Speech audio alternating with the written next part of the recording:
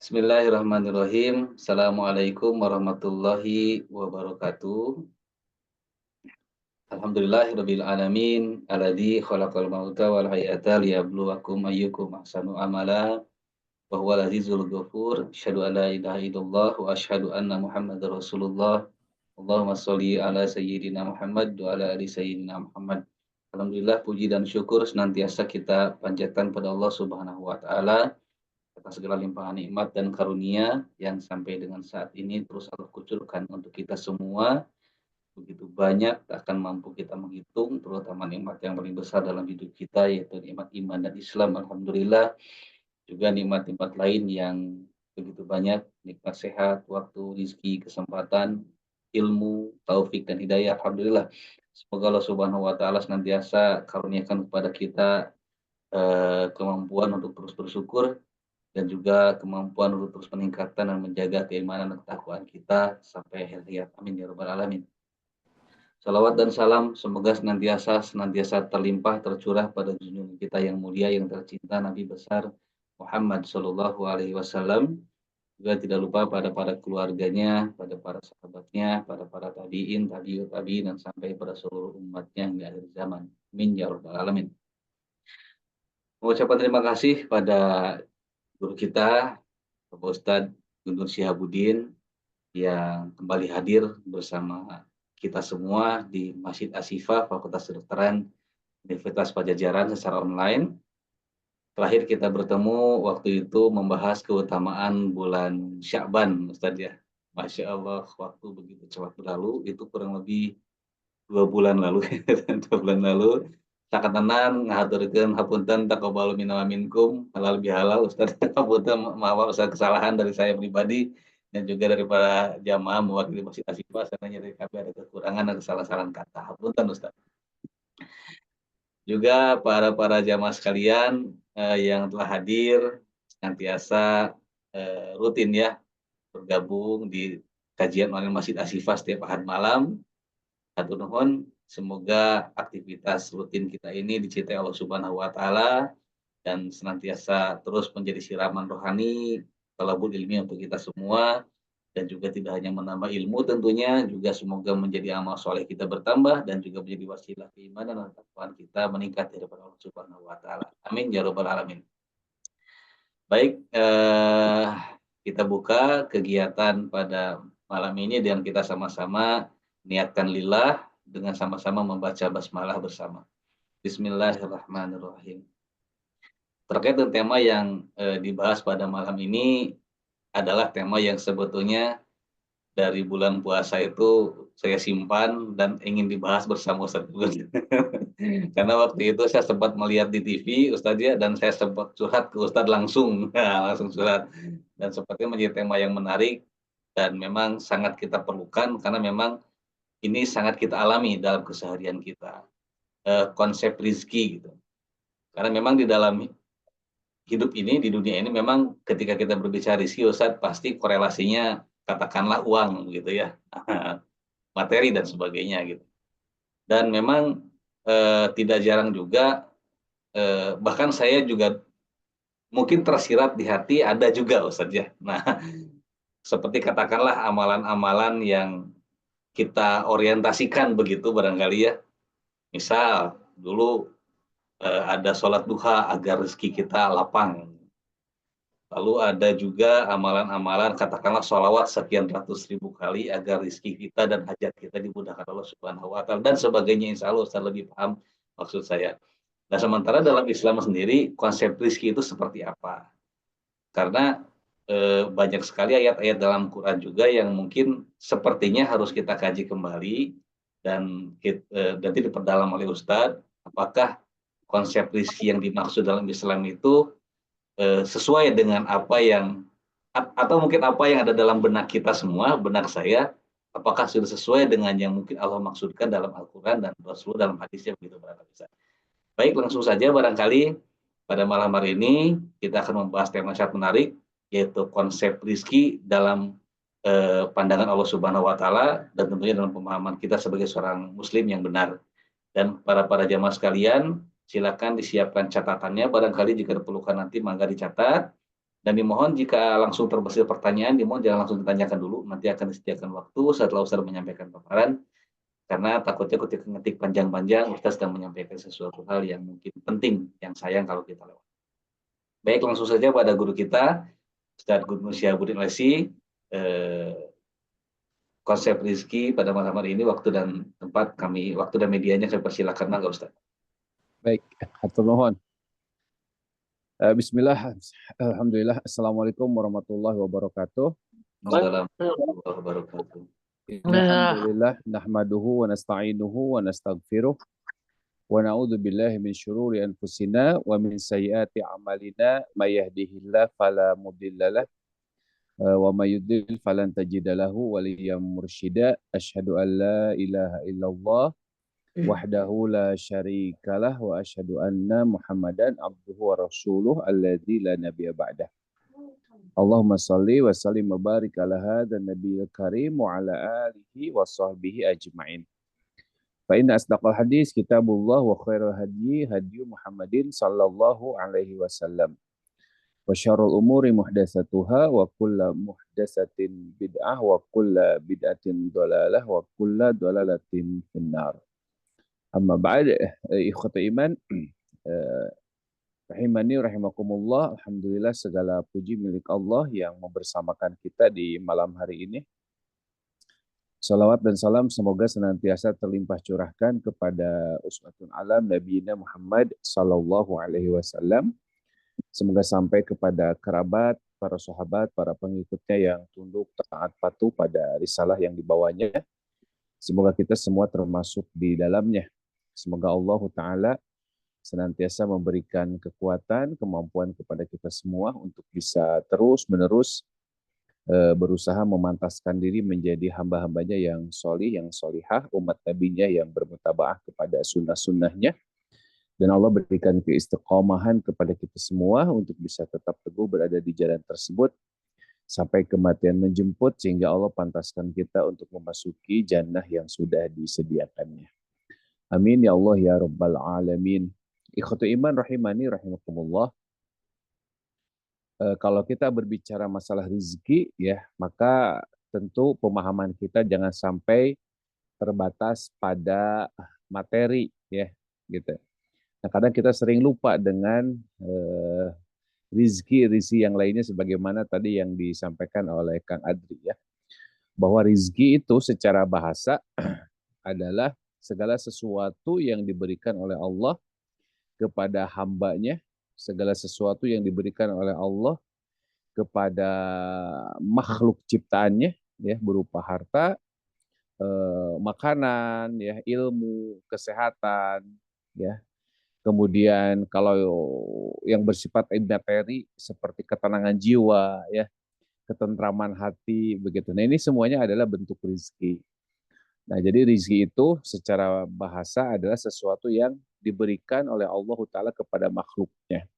Ya, makanya di dalam Al-Quran, Quran surah Al-Baqarah ya 212, Allah mengatakan, Allahu yarzuqu may yasha'u bighairi hisab. Sesungguhnya Allah itu memberikan rizki kepada siapa yang dikehendakinya tanpa batas.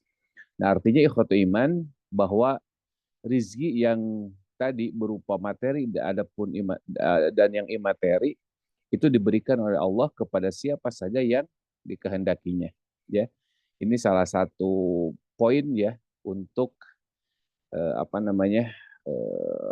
dasar berpikir kita ya, bahwa setiap makhluk Allah berikan rizki ya, yang materi ataupun yang imateri ya, rizki yang materi ataupun yang imateri.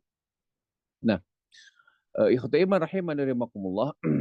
Jadi itu poin pertama, bahwa rizki itu tidak hanya yang bersifat materi ya, tidak hanya yang bersifat harta benda ya, uang ya, tabungan ya, kemudian dan lain sebagainya.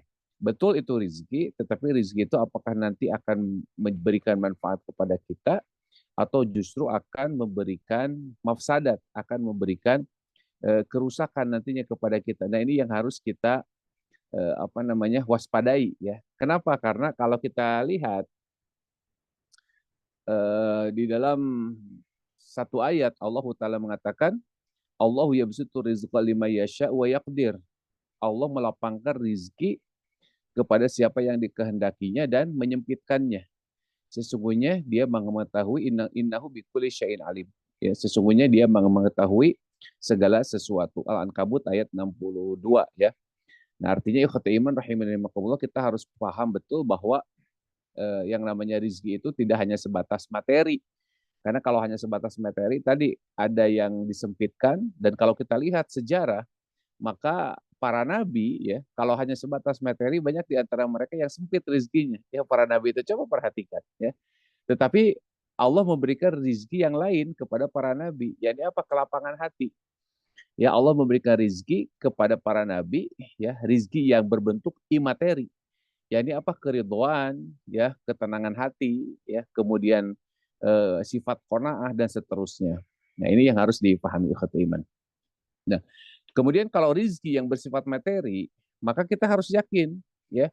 Kata Nabi SAW dalam hadis dari apa namanya Abu Nuaim dalam Al-Hilyah dan dinilai hasan oleh Syekh Al-Albani, kata Nabi SAW, "Lau anna ibna Adam farra min rizqih kama yafirru minal maut, ya, la adrakahu rizquhu kama yudrikuhul maut."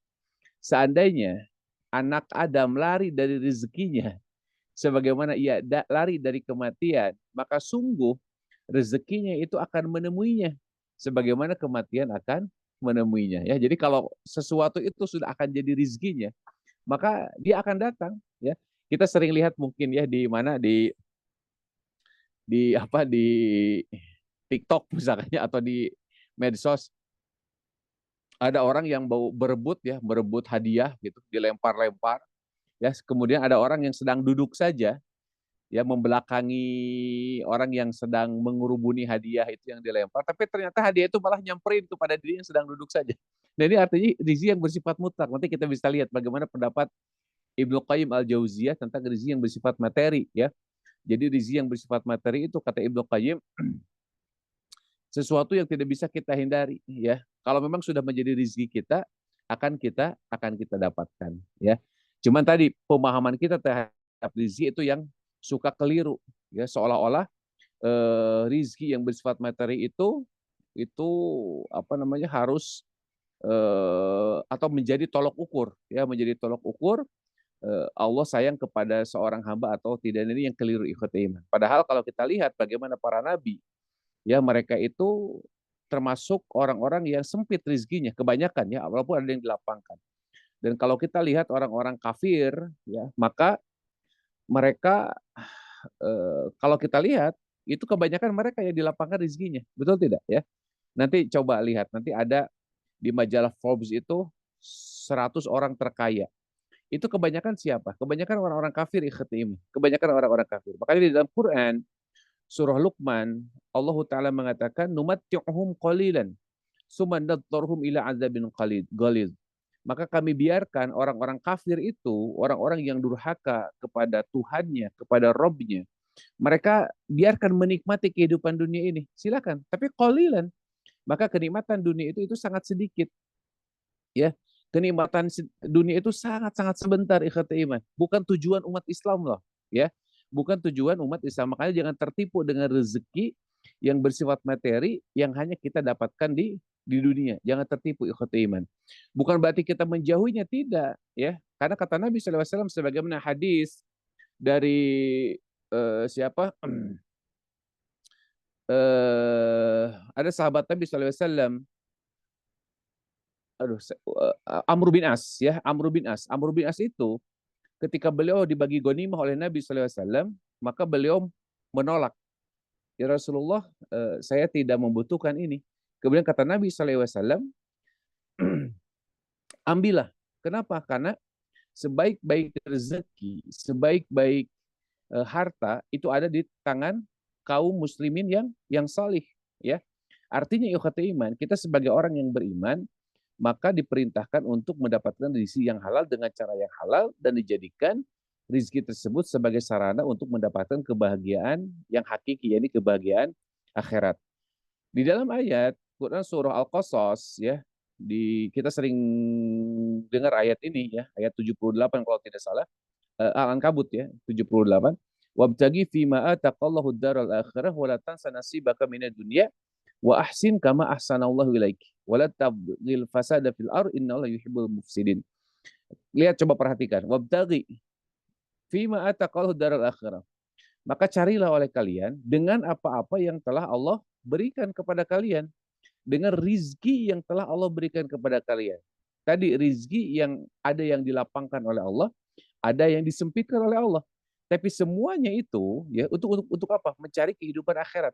Ya, wabtagi fima ataqal daral akhirah. Allah telah memberikan kepada kita ya dengan konsep ya besutu rizqa limayas, ada yang diluaskan rizkinya, ada yang disempitkan rizkinya, tapi semua itu harus kita gunakan untuk apa? Mencari kehidupan akhirat. Wala tansa nasibaka minad dunya, dan jangan kalian lupakan ya kehidupanmu di dunia. Artinya boleh kita menikmati kehidupan dunia itu, iman boleh. Silakan ya, Islam tidak melarang. Kalau Allah menjadikan kita orang yang dilapangkan rezekinya, maka tidak mengapa kita menikmati kehidupan dunia itu. Cuman ingat bahwa kehidupan dunia, kenikmatan dunia itu bukan tujuan kaum muslimin. Ya, sehingga apa? Sehingga jangan sampai rezeki-rezeki yang imateri ya seperti kesehatan, ya ilmu, kemudian ketenangan jiwa itu hanya untuk apa? Hanya untuk mendapatkan kenikmatan-kenikmatan duniawi tadi. Ya, padahal kenikmatan yang hakiki yang harus kita cari justru kenikmatan akhirat, ikhwati iman rahimani rahimakumullah ya. Jadi di satu sisi kita wajib untuk mencari rezeki yang bersifat apa namanya materi, tapi di sisi lain jangan sampai kita melupakan tujuan kita diciptakan ya. Jadi rizki yang Allah berikan kepada kita, kalau seandainya kita dilapangkan oleh Allah, maka ingat Quran surah Al-Ankabut ayat 78 tadi, bahwa itu hanya sekedar untuk, bukan untuk sekedar, bahwa itu tujuannya untuk apa? Untuk mencari kenikmatan yang hakiki, yakni akhirat. Tapi kita boleh menikmatinya, tapi kita boleh menggunakannya ya untuk menikmati kehidupan kita di dunia ya. Misalkan kalau kita mampu membeli mobil yang enak, yang nyaman, silakan, nggak masalah, ikhwatul iman ya. Tapi manfaatkan ya mobil yang nyaman itu untuk apa? Untuk kenikmatan kita di akhirat kelak. Jadi seperti itu. Kita memakai pakaian yang bagus misalkan, maka ini diperkenankan, silahkan ya, tidak jadi masalah. Ya makanya kalau kita memiliki pakaian yang bagus harus bisa dipakai sholat, harus bisa dipakai ibadah. Jangan sampai kesenangan-kesenangan dunia itu hanya untuk mendapatkan kesenangan sebatas di dunia saja. Nah itu ikhtiman rahimani rahimakumullah ya. Di dalam Al-Quran, Allah Ta'ala juga mengatakan ya, Quran surah Al-Mulk, ya, ini kewajiban kita untuk mendapatkan rizki. Ya. Silakan kita berikhtiar. Famshu fi manakibiha wa kulu min rizkihi wa ilaihi nusyur. Maka berjalanlah di segala penjurunya dan makanlah dari rizkinya. Artinya apa namanya, kita dianjurkan oleh Allah untuk mencari ya rizki yang halal. Ya, sebagaimana di dalam hadis Nabi SAW juga Rasulullah mengatakan tolabal halal wajibun ala kulli muslim. Mencari yang halal adalah kewajiban atas setiap muslim. Ya, jadi wajib setiap muslim itu berusaha. Cuman tadi kadar usaha orang itu mungkin sama, tapi hasil bisa berbeda.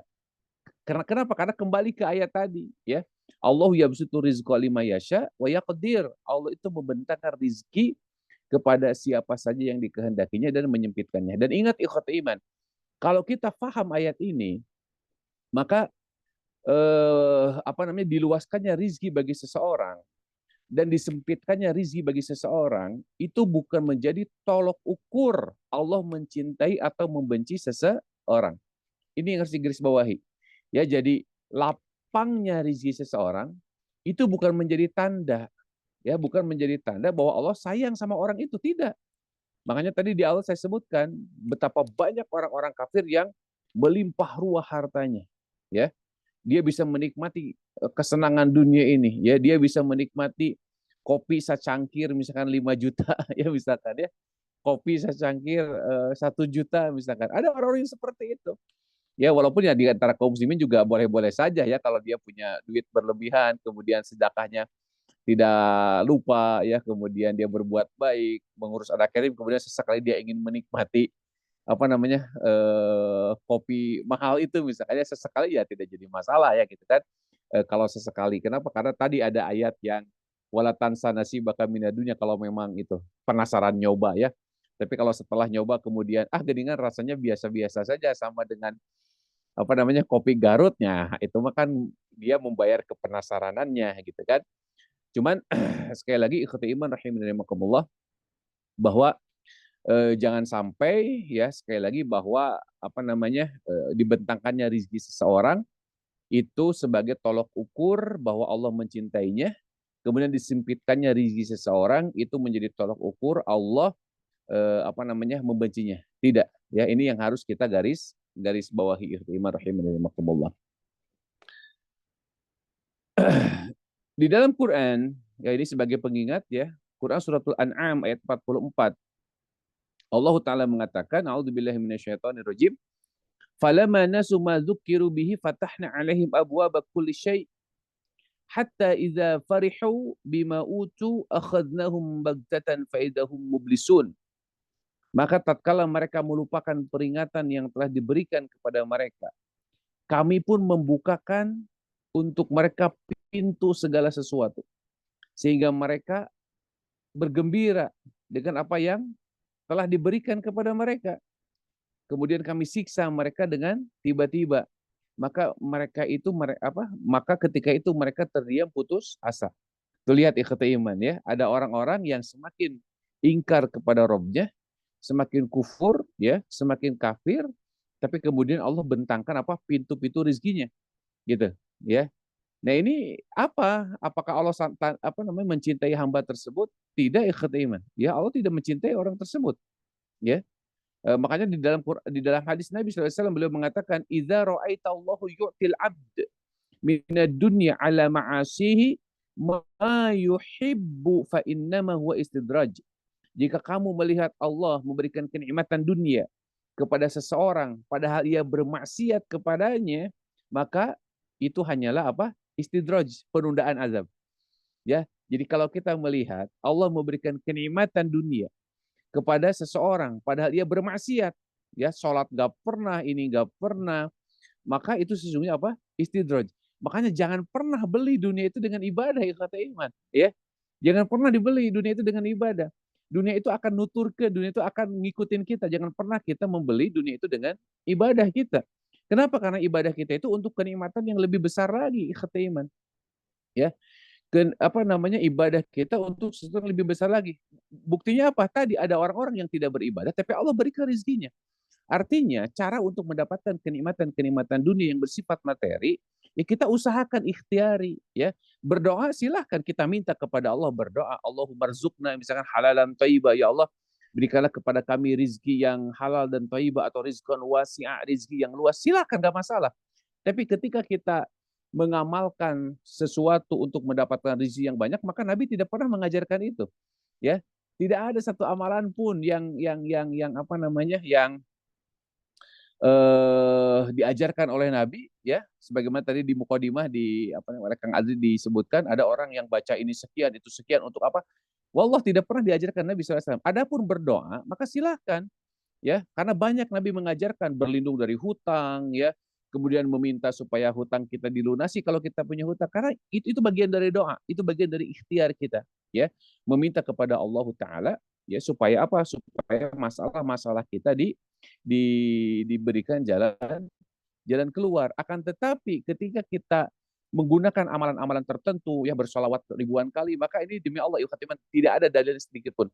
Kenapa? Karena begitu mahalnya ya nilai solawat itu, begitu mahalnya nilai baca Quran itu, ada pahala yang jauh lebih besar lagi yang Allah janjikan dibanding dengan dengan kenikmatan dunia yang sesaat, yang kenikmatan itu ingat itu diberikan kepada orang yang Allah benci sekalipun, ikhwan iman. Betul tidak? Ya, ada orang yang mendapatkan rezeki yang banyak padahal durhaka kepada Allah Taala. Ya, sementara ada orang yang ibadah terus ya, kemudian sholat gak pernah ketinggalan, tapi ujiannya bertubi-tubi. Justru ya, itulah bagaimana Allah menguji supaya supaya kenikmatannya nanti di akhirat sempurna ikhwan iman. Ya, ini jangan sampai apa? Jangan sampai tertipu. Nah, hakikat rizki di dalam Islam, di dalam Quran surat An-Nahl ayat 97, coba perhatikan ya. Kita kan sering apa namanya? Saya ulas kembali ya, dulu pernah saya sampaikan bahwa Allah menganugerahkan kepada kita itu apa? As-sihah wal afiyah. As-sihah itu adalah kesehatan jasad ya, tapi kalau afiyah itu kesehatan batin, ya kan? Nah, kalau as-sihah, kesehatan itu tidak hanya diberikan kepada orang-orang yang Allah cintai, tapi bahkan Allah berikan kepada orang-orang yang tidak dicintainya, as-sihah itu, ya. Banyak orang-orang yang tadi lupa ibadah tapi kesehatannya luar biasa, panjang umur ya. Coba lihat banyak orang-orang yang ah orang-orang kafir ya, orang-orang yang jauh dari Allah taala tapi panjang umur ya. Jara rajak gitu kan. Apakah Allah apa namanya? Apakah itu sebagai tanda cinta Allah kepadanya? Tidak, ya iman, bukan.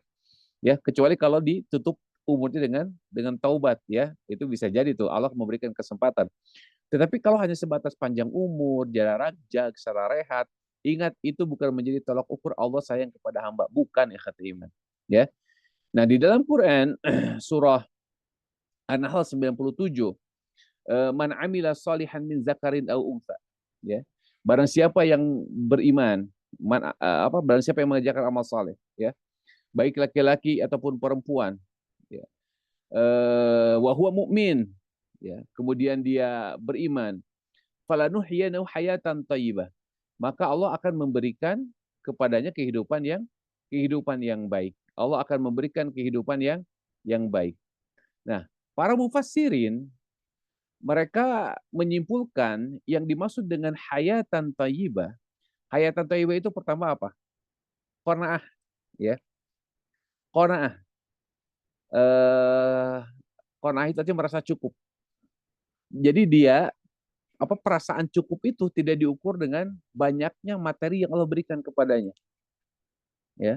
Jadi qanaah itu bagaimana para nabi ya, para nabi mereka itu kan kalau kita lihat tadi sejarahnya bagaimana para nabi kalau tolok ukurnya materi maka mereka itu berkekurangan. Tapi Allah berikan rizki yang lain. Berupa apa? Berupa ketenangan, berupa rasa cukup, berupa qanaah, ya. Gak ada di antara para nabi yang mengeluh urusan materi. Gak ada ikhwat iman, ya. Mana ada di antara para nabi yang mereka itu mengeluh dalam urusan materi? Gak ada. Artinya apa? Allah berikan hayatan thayyibah berupa apa? Berupa qanaah, rasa cukup, ya. Rasa cukup, gitu. Nah, kemudian yang kedua apa? As-sakinah, hati yang tenang. Ya, hati yang tenang, hati yang tentram. Ini hayatan thayyibah ini. Ya, ada orang yang diberikan harta yang banyak tapi hatinya nggak pernah tenang. Ada orang diberikan harta yang banyak tapi tidak pernah merasa cukup. Banyak seperti itu, ya. Pak, Bu, ya, ada salah satu jamaah saya, eh kakak ipar bukannya kakak ipar bahkan ya, kakak ipar saya. Dia pernah bertemu dengan seseorang punten ya, seorang Chinese, karena dia tinggal di apartemen yang sama gitu. Kemudian dia ngobrol ya sebagai tetangga, ngobrol karena mungkin ya sering ketemu, akhirnya dia akrab ngobrol gitu. Kebayang nggak Pak, ada orang dia merasa atau mengeluh, merasa tidak punya uang, ya. Eh, dia kena, aduh saya ini udah nggak punya uang, ya. Kira-kira Pak nggak punya uangnya seperti apa coba? Nggak punya uangnya. Nggak punya uang itu Pak, di rekeningnya itu ada 25 M dan dia merasa tidak punya uang. Coba. Kebayang nggak ada orang yang seperti itu? Dia liatin di rekeningnya, tuh saya udah nggak punya uang katanya. Uang saya, ya mungkin dia bisnisnya bisnis besaran Pak ya, bisnis yang besar mungkinnya sehingga uang segitu merasa merasa tidak cukup gitu kan.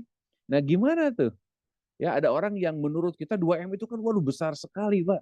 Tapi untuk sebagian orang merasa bahwa dia tidak punya uang. Kenapa? Karena tadi qanaah nggak punya, sakinah juga nggak punya, gitu. Ya, makanya materi sekali lagi bukan menjadi satu-satunya rizki bagi orang Islam, bagi kaum muslimin, bukan. Ya, bahkan sebanyak itu kalau kita mati pasti akan kita tinggalkan. Makanya rizki atau hayatan thayyibah, kehidupan yang baik sebagai rizki yang luar biasa bagi kaum muslimin tadi qanaah, sakinah, yang ketiganya apa? Hidayah, ya, atau taufik fil ibadah, ya, taufik dalam beribadah. Ini yang dimaksud dengan hayatan thayyibah. Nah, kalau orang sudah memiliki ini, maka inilah rizki yang sempurna, ikhwati iman rahimakumullah, yang disebut afiah tadi, ya.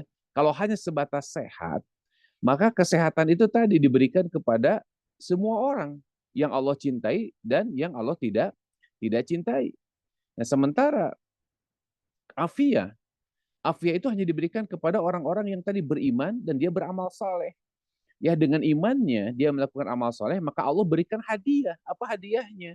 Tadi hayatan thayyibah. Ciri orang mendapatkan hayatan thayyibah apa? Tiga hal tadi. Setidaknya tiga hal tadi. Qanaah, merasa cukup, meskipun sedikit. Tapi dia merasa cukup saja. Ya, dia tidak pernah menggugat, dia tidak pernah tadi ya, tidak pernah gimana kekurangan apa enggak. Contoh bisa jadi iman. Nabi Shallallahu Alaihi Wasallam pernah meminta dimasakkan seekor kambing karena dia memberikan hadiah kepada Nabi Sallallahu Alaihi Wasallam satu ekor kambing. Kemudian satu ekor kambing apa satu ekor kambing lah ya, anggap satu ekor kambing ya, saya lupa ya. Tapi yang jelas hadis ini sahih dari Imam Bukhari ya. Kemudian dimasaklah kambing itu oleh Siti Aisyah radhiyallahu anha. Ya, kemudian setelah dimasak Nabi pergi ke masjid ya, bertemu dengan sahabat-sahabatnya ya untuk waktu yang cukup lumayan lama ya, sampai kambing itu termasak dengan baik gitu kan.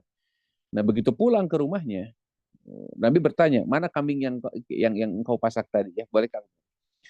Disodorkanlah ya, kambing itu yang sisanya tinggal sedikit ikhtimu.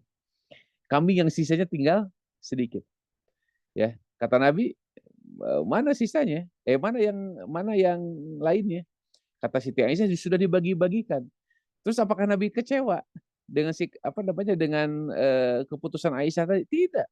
Ya, kata Nabi, itulah nikmatul rizq, kenikmatan rezeki yang sesungguhnya apa? Apa yang kita bagikan kepada orang lain, itu rezeki kita yang sesungguhnya, ya. Itu rezeki kita yang sesungguhnya. Sementara yang ditinggal tadi yang mungkin hanya satu piring, yang hanya cukup untuk sekali makan, itu rezeki kita yang belum tentu jadi apa? Jadi milik kita yang sesungguhnya, belum tentu.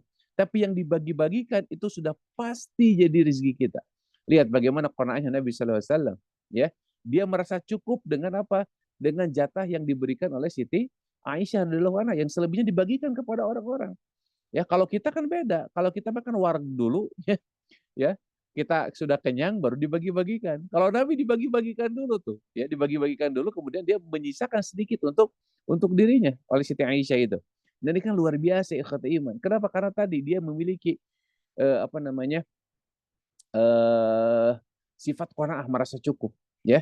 Jadi kelezatan dalam beribadah yang sudah didapatkan oleh seseorang ini hayatan thayyibah ikhwati iman.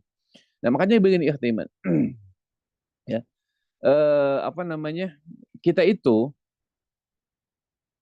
dalam melakukan ibadah kan ada dua ya, ada yang ta'abbud, ada yang talazud. Ya, ta'abbud itu artinya benar-benar menghambakan diri kepada Allah Taala. Nah, sementara talazud itu kita beribadah tapi hanya sebatas untuk mencari kenikmatan diri, gitu kan? Nah, yang hebat itu adalah ketika mereka ta'abbud tapi disertai dengan talazud, ya. Mereka beribadah tapi Allah anugerahkan talazud di dalamnya. Jangan begini, kita mencari talazudnya dulu, mencari rasa nikmatnya dulu, tapi tak jauh dari ta'abbud. Jadi yang keliru ikhwati iman, ya. Ini yang keliru. Nah, contoh misalkan dalam bersedekah, ketika kita bersedekah dengan yang sedikit, mungkin kita merasakan nikmat talazud itu, ya, merasa tenang, ya. Kenapa? Karena sedikit, gitu. Tapi kalau ta'abbud, ta'abbud itu kita bersedekahkan banyak, tapi hati kita berat, tapi itu ta'abbud. Maka kita harus belajar itu seperti itu. Karena boleh jadi jangan sampai kita bersedekah itu ikhlas iman, ya. Jangan sampai kita bersedekah kalau hati tenang itu kita anggap ikhlas. Ada saya mah ikhlas lagi dengan 2.000 misalkan. Saya mah ikhlas lagi dengan 5.000. Nah, itu baru sebatas talazud itu. Kenapa? Karena kita sedekahnya itu menyesuaikan dengan ketenangan hati kita, ya. Nah, sementara kalau ta'abbud, dia berusaha memaksakan diri sebagai bentuk penghambaan, pengorbanan kepada Allah Ta'ala, walaupun hatinya berat, ya, walaupun hatinya berat, ya, hatinya berat. Misalkan antara infak dia 2.000 dengan 100.000, mana yang didahulukan? Jangan sampai kita terjebak dengan pemahaman ikhlas itu ringan, gitu loh, ya. Ikhlas itu kalau ikhlas itu ringan, itu berarti ibadah kita hanya untuk sekedar mencari talazud, ya, mencari kelezatan atau kenikmatan jiwa sesaat, gitu kan, gitu ya. Tapi kalau kita mencoba mengeluarkan yang 100.000 walaupun hati kita berat, ya, ingat Bapak Ibu, ya, hati berat bukan berarti tidak ikhlas, hati berat bukan berarti tidak ikhlas. Lihat bagaimana Nabi SAW menyedekahkan hampir 90% daging kambingnya, gitu kan. Tapi sudah sampai kepada titik talazud, ta'abud yang disertai dengan talazud. Ya. Nah, kalau kita tadi ada uang 2.000, 5.000, 20.000, 10.000, 100.000, mungkin ta'abbud kita, ya, lezatnya baru dinilai yang sedikit, gitu kan. Kemudian kita menganggap bahwa keikhlasan kita itu ya ringan. Nah, itu artinya kan harus dibenerin itu, ya. Nah, tapi ketika kita mulai atau ketika kita mencoba belajar, ya, mengeluarkan sedekah yang besar, walaupun hati kita berat, ya, berat nih hati kita teh, ya, hati kita teh berat. Tapi kita coba kita paksakan, berarti kita ta'abbud. Tapi apa talazudnya belum kita dapatkan. Kenapa? Karena memang itu butuh proses. Ya, kita bersedekah ada uang tadi ya, dengan nominal yang berbeda-beda, kita coba jebret yang paling besar. Hati kita berat, agak nyesek. Tapi kita ta'abbud itu, ya. Maka yang mana didahulukan, ta'alazud atau ta'abbud? Ta'abbudnya dulu, ikhwat iman, jangan talazudnya dulu kalau dalam syariat itu. Ya, seperti korban misalkan, ya, kita berkurban, cari yang terbaik kalau kita mampu. Ya, aduh saya mah belum kuat ya, belum ikhlas ya, yang 10 domba 10 juta misalkan ya. Ya. Contoh ya. Tapi kalau itu sebagai bentuk ta'abbud kita, maka keluarkan. Lihat bagaimana Habil dan Qabil.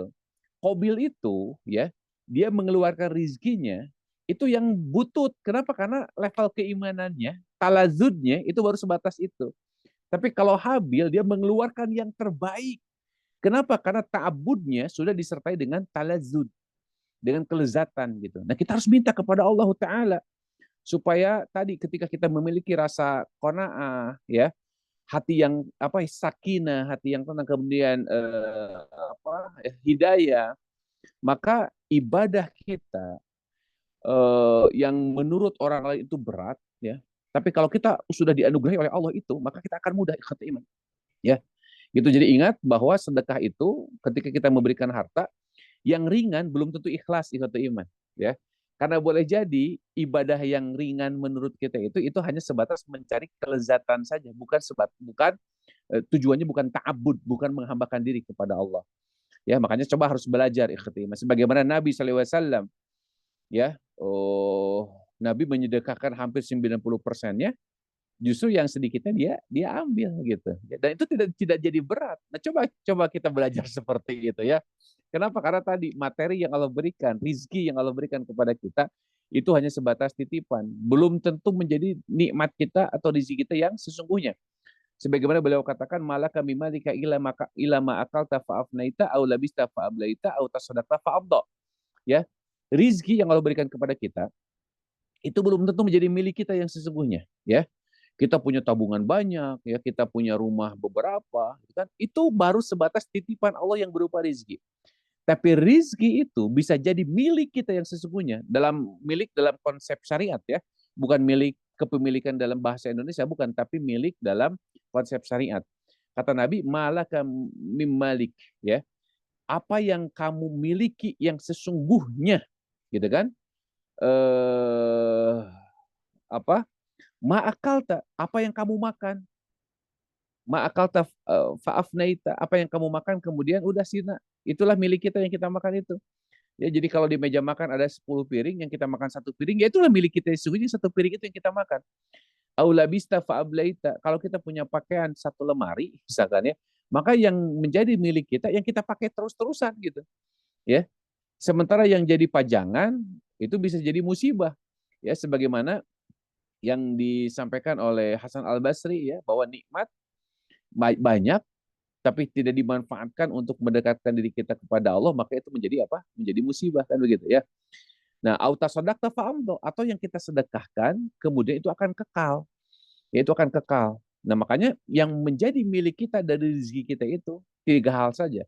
Kita manfaatkan untuk makan kita manfaatkan untuk pakaian kita, kemudian kita sedekahkan untuk bekal akhirat kita. Dan makan dan pakaian itu semuanya sebagai jembatan kita untuk mendekatkan diri kepada Allah Ta'ala, sebagaimana dalam Quran surah An-Kabut ayat 78 tadi ya. Makanya Nabi SAW pernah berkata ya, hadis Abdullah bin Mas'ud radhiyallahu an, kata Nabi SAW, siapa di antara kalian yang lebih mencintai harta ahli warisnya dibandingkan dengan hartanya sendiri? Ya, kata Nabi, siapa di antara kalian yang lebih mencintai harta ahli warisnya dibandingkan dengan hartanya sendiri? Maka para sahabat mengatakan, ya Rasulullah, tidak ada di antara kami yang lebih mencintai harta kami. Ya apa? Ya tidak ada di antara kami yang lebih mencintai harta ahli waris kami. Tentu kami lebih mencintai harta kami sendiri, ya. Nah, kata Nabi SAW, nah ini kan beda nih cara berpikirnya. Kata Nabi SAW, malahu maqaddam. Harta kita itu apa yang kita dahulukan, ya. Harta kita adalah harta yang kita dahulukan. Kemudian harta ahli waris adalah apa yang diakhirkan. Artinya kata iman ya. Kadang padahal maksudnya gini, pada kenyataannya kita itu lebih mencintai harta ahli waris kita. Para sahabat Nabi tadi menjawab, ya tidak ada di antara kami yang lebih mencintai harta ahli waris kami, kata para sahabat kan begitu. Ya. Tapi kenyataannya kata Nabi, kalau konsep syariat yang namanya harta atau yang namanya rizki itu, kata Nabi, maqaddam, malahu maqaddam. Harta kalian itu adalah harta yang didahulukan. Artinya harta yang kalian sedekahkan, harta yang kalian manfaatkan, itulah yang menjadi milik kita. Adapun yang kita tinggalkan ya berupa tabungan, deposito, rumah dan lain sebagainya, itu adalah ma'akhor, harta ahli waris. Apa yang kita akhirkan adalah harta ahli waris kita, ikhwatul iman. Nah, kenyataannya kan kita lebih mencintai apa yang kita tinggalkan. Artinya kita lebih mencintai harta ahli waris kita. Kenapa? Karena dalam harta kita itu berserikat tiga hal, kata Abu Dzar Al-Ghifari ya. Dalam harta kita itu, dalam rezeki kita itu, ada takdir, ada apa ahli waris, ada diri kita sendiri ya dalam harta kita tuh ya. Dengan takdir kita tidak tahu ya apa yang akan terjadi dengan harta kita. Ya, kita tidak mengetahui harta kita nantinya seperti apa. Kemudian ada ahli waris. Ahli waris juga kita tidak tahu apa yang akan terjadi dengan harta kita ya, Pak Bu ya. Saya ada satu jamaah bercerita ya, ada seorang bapak yang ingin menjual rumah. Rumahnya itu pasarnya sekitar 20 M-an, Pak. Ya, sekitar 20 M. Pak, kenapa nggak diberikan kepada anak saya, udah nggak mau katanya. Ya, anak-anaknya sudah mapan, anak-anaknya sudah punya ya. Kemudian si anak-anak ini tidak mau tuh ya mewarisi harta bapaknya. Rumahnya dekat Pak di Satraduta sini ya, di Sarijadi ya. Si anaknya ini nggak mau tuh mewarisi harta bapaknya. Kenapa? Karena dia sudah merasa cukup gitu kan. Tuh lihat ya. Ada orang yang mungkin diingken-ingken, dinanti-nanti. Tapi ada ahli waris yang tidak mau. Ya udahlah, bapaknya silakan aja dimanfaatkan oleh bapak. Begitu. Ya. Makanya akhirnya apa? Oleh si bapaknya dimanfaatkan. Ya. Dijual sama seseorang. Kemudian orang ini juga tidak terlalu butuh sebetulnya rumahnya. Akhirnya dijadikan sebagai rumah tahfidz. Kemudian rumah itu hasil penjualannya dijadikan untuk ngebangun pesantren. Nah ini tepat ini. Ya. Ini tepat kalau begitu. Nah, artinya betul di Bapak Ibu rahimanillah, dalam harta kita terhimpun tiga hal itu betul ya. Apa takdir, dengan takdir kita tidak tahu apa yang akan terjadi dengan rizki dengan harta kita. Kemudian ahli waris juga kita tidak tahu apa yang akan mereka lakukan dengan harta kita. Kemudian diri kita sendiri. Makanya kata Abu Dzar, aku lebih mementingkan diriku sendiri. Dengan cara apa? Dengan cara mendahulukan tadi, membelanjakan di jalan Allah, ya membelanjakan untuk hal yang bermanfaat. Cuma kan tadi harada hararese iya teh Pak Bu. Kalau hanya sebatas teori teh kita gampangnya. Tapi kalau pada prakteknya rada-rada susah gitu kan ya. Gitu kan rada-rada susah. Ya, tadilah seperti tadi misalkan kalau kita sedekah pasti kita cari yang nominal yang paling kecil dulu. Kenapa? Karena level ibadah kita, ta'abud kita, talazudnya, rasa nikmatnya baru di nominal yang kecil. Begitu. Ya, tapi kalau kita ingin benar-benar menghambakan diri, ya, maka coba belajar. Ya, keluarkan yang paling besar dalam sedekah itu. Walaupun terasa berat, justru yang berat itu bisa jadi yang ikhlas. Kenapa? Karena kita ta'abud, ya. Nah, sementara kalau kita mengeluarkan yang kecil, belum tentu ikhlas sebetulnya mah. Kenapa? Karena sebetulnya kita mencari kenikmatan syahwat saja. Kita merasa tenang, 2.000 mah tenang, regreg gitu kan ya. Ayo infak 2.000 mah, 5.000 kita teh regreg. Nah, artinya belum tentu ikhlas itu teh Bapak Ibu ya. Belum tentu. Justru infak yang membuat hati kita tenang, berarti kita hanya sekedar mencari talazud, kelezatan di dalam diri saja, bukan ta'abud itu. Nah, itu harus diwaspadai ikhwati iman ya. Harus diwaspadai. Padahal tadi rizki kita yang sesungguhnya adalah apa yang kita dahulukan untuk kepentingan kita nanti di akhirat. Itu rizki kita yang sesungguhnya. Nah, makanya hayatan thayyibah ikhhat iman itu hanya diberikan kepada siapa? Kepada orang yang beriman, beramal saleh, ya. Hayatan thayyibah itu. Nah, ini rizki yang luar biasa ini di dunia itu. Bukan materi tadi. Kalau materi tadi bisa diberikan kepada siapa saja, ya. Bisa diberikan kepada siapa saja. Makanya jangan tertipu ya, orang melakukan sholat ini, sholat itu, ingin begini, ingin begitu. Padahal ada orang yang tidak pernah sholat, ya, orang yang tidak pernah melakukan ketaatan sudah begini, sudah begitu, gitu kan. Ya makanya jangan sampai keliru ikhwat iman. Nabi sallallahu alaihi wasallam mengatakan, "Laisal gina an kasratil ard, walakinal gina gina nafs." Kekayaan bukanlah karena banyaknya harta benda kata beliau, ya. Tetapi kekayaan adalah kekayaan hati. Hadis ini riwayat Imam Bukhari Muslim.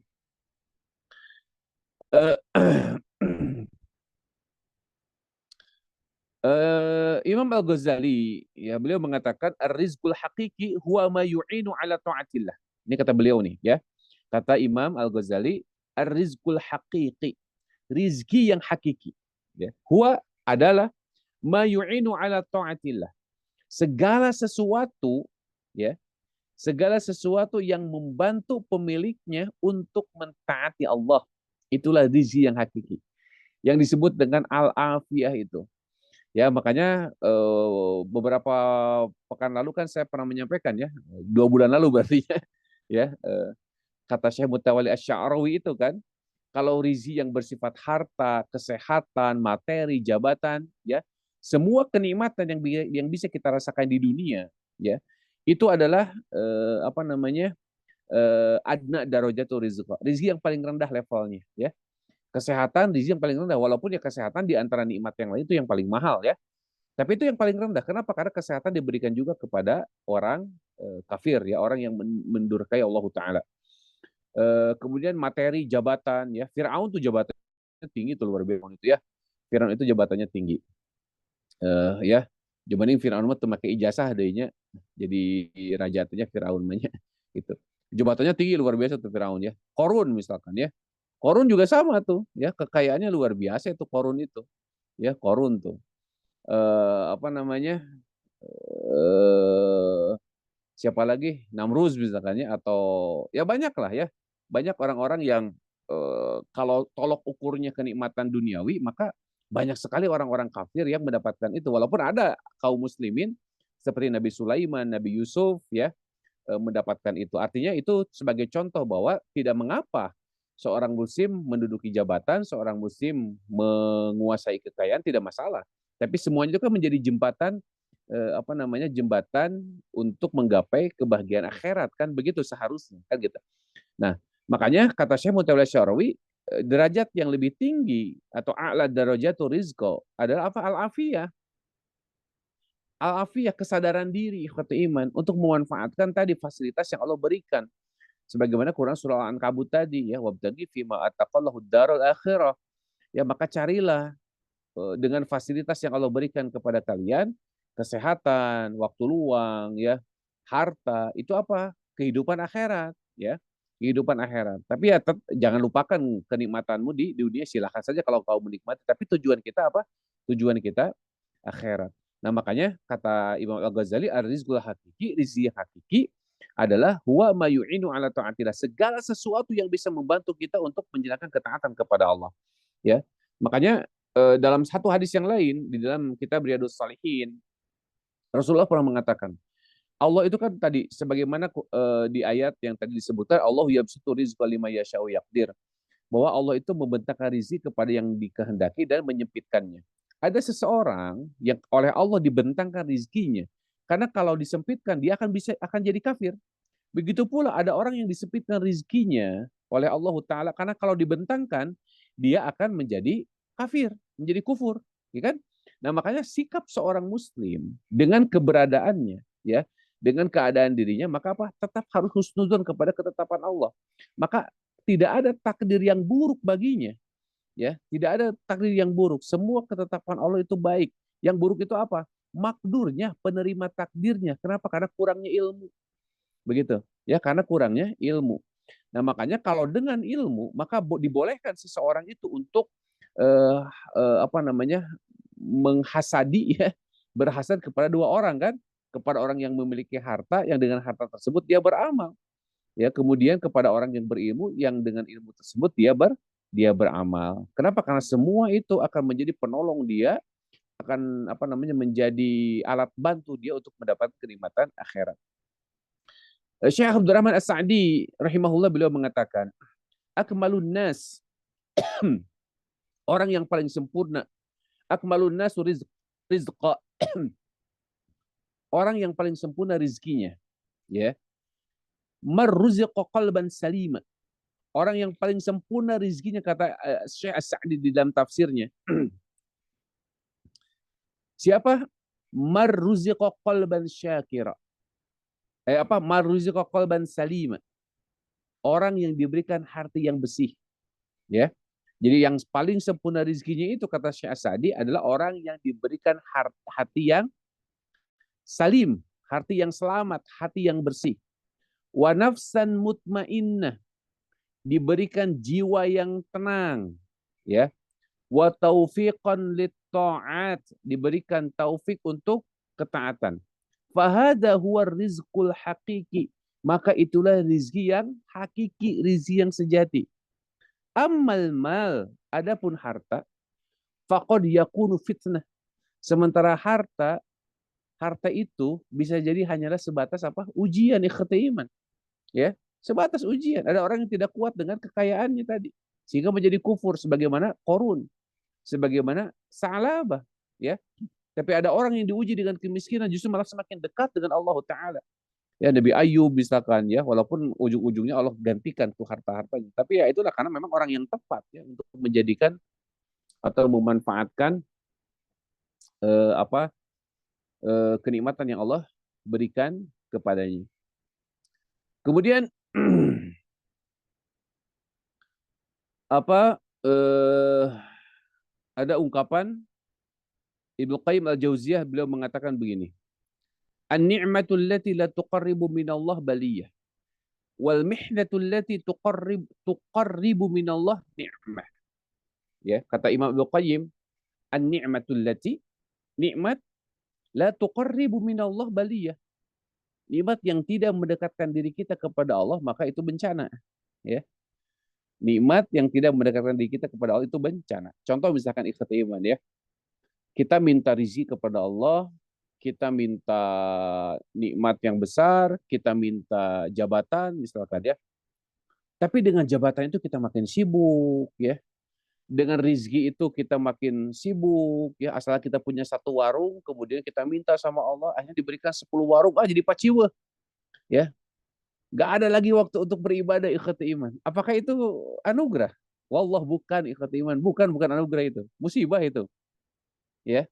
Karena tadi kita harus berpikir di awal tadi, ya. Harus berpikir di awal tadi bahwa Allah itu membentangkan rezeki kepada siapa yang dikehendaki, menyempitkan kepada siapa yang dikehendaki.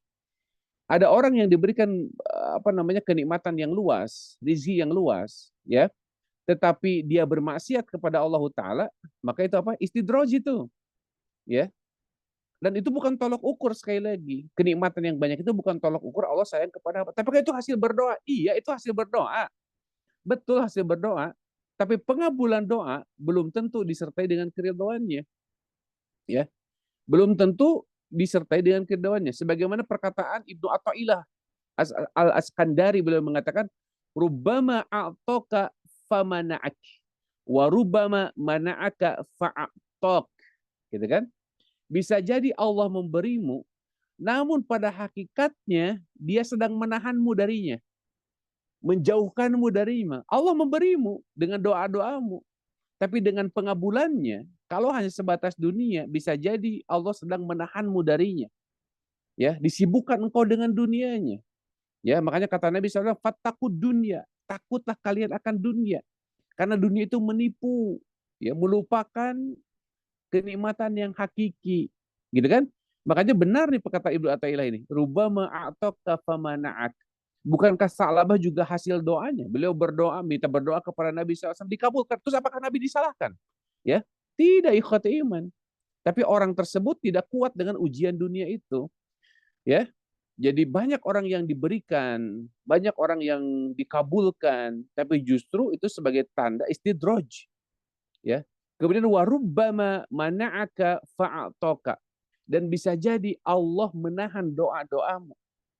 Allah menahan doa-doamu, kata Ibnu, tapi justru pada hakikatnya dia sedang memberimu. Ya, kenapa? Karena doa tidak ada yang mubazir. Doa itu tidak ada yang sia-sia.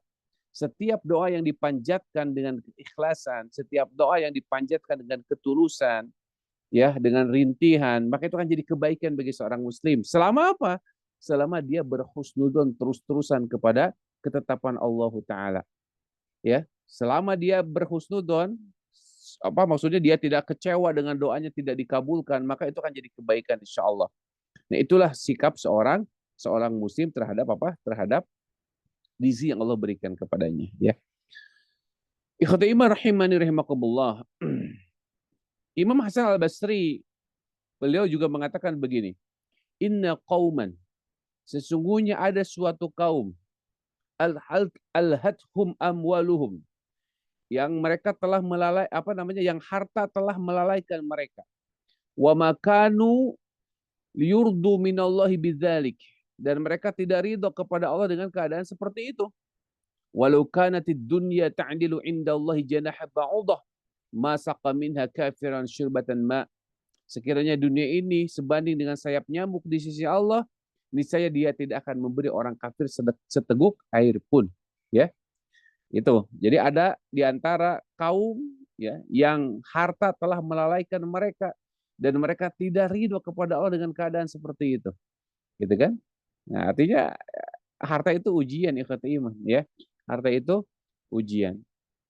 Kemudian Imam Ibnu Abi Dunya dalam kitab Az-Zuhud, ya, kitab yang sangat terkenal, ya. Idza ra'aita Allahu yu'til 'abd minad dunya ala ma'asihi fa'lam annahu istidraj. Jika kamu melihat Allah memberikan kenikmatan dunia kepada seorang hamba, padahal ia terus bermaksiat, jauh dari ketaatan, maka itu adalah apa? Istidraj. Jadi semakna dengan hadis Nabi SAW. Kemudian Ibnu Rajab Al-Hambali beliau mengatakan, laisa syai'un anfa'u lil 'abdi min musibati yazkuru biha ma nasya min ma'anil kitabi was sunnah fayarji'u ila Allah wa yatubu ilaih. Tidak ada sesuatu yang lebih bermanfaat bagi seorang hamba daripada musibah yang membuatnya ingat terhadap makna-makna petunjuk dari Al-Quran dan Sunnah, lalu ia kembali bertobat kepada Allah. Ya, nah lihat coba kata Ibnu Rajab, justru musibah itu menjadi rizki, karena dengan rizki, apa, dengan musibah tersebut dia apa mengingat, dia apa namanya, membuatnya sadar, ya, terhadap petunjuk-petunjuk di dalam Al-Quran dan Sunnah Nabi SAW. Ya, seperti misalkan ada orang-orang yang tersiar aibnya, misalkan, ya kita kan dihebohkan tuh, ya, ada orang yang wah tersiar aibnya. Boleh jadi itu salah satu pertanda ikhwatu iman, ya, Allah sayang sama dia. Jangan terlalu dijelek-jelekin. Wah ternyata ya, gitu kan. Di depan mah kayak yang romantis, selingkuh juga misalkan, ikhwatu iman, ya. Boleh jadi Allah itu mengingatkan dia. Karena kalau tidak ketahuan mungkin dia merasa tenang saja. Dia tidak taubat, dia tidak sadar, dia tidak ingat dosa-dosanya. Tapi begitu Allah bongkar, ya, Allah bongkar, Allah ungkapkan, ya, walaupun tadi dia harus bertahan dengan celaan orang-orang, ya, apalagi netizen itu kan selalu benar dengan segala komennya, netizen gitu kan, dia harus bersabar dengan itu.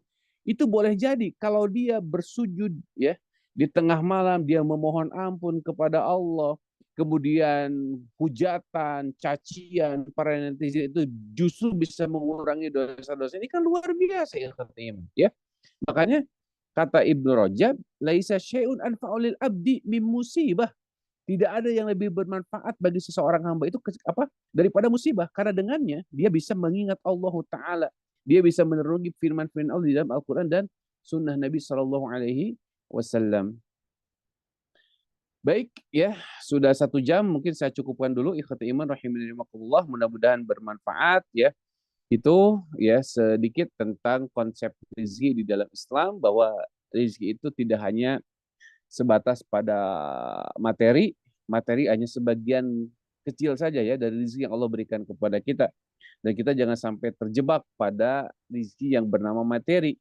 Karena kalau hanya sebatas materi, maka demi Allah, Allah telah memberikannya kepada orang-orang yang yang mendahului kita dan justru lebih baik ya. Sebagaimana dalam Quran surah Muhammad, akufarukum khairum min ulaikum ambaro atau min awal apa, akufarukum khairum min ulaikum ambaro atun fi zubur, kan gitu ya. Dalam Quran surah Muhammad itu dalam Quran surah Al-Qamar tuh ya, apakah orang-orang kafir kalian yang lebih baik atau orang kafir-kafir terdahulu ya, kaum Madian, kaum Samud, mereka kan orang-orang hebat itu ya, tapi lihat bagaimana Allah memberikan kekuasaan kepada mereka, Allah memberikan materi kepada mereka ya. Tapi sekali lagi itu bukan menjadi tolak ukur bahwa Allah sayang sama mereka. Baik, mangga Kang Adri saya kembalikan dulu ya. Demikian aku qouli hadza wa astaghfirullahaladzim li wa lakum. Alhamdulillah, syukur jazakallah Ustaz.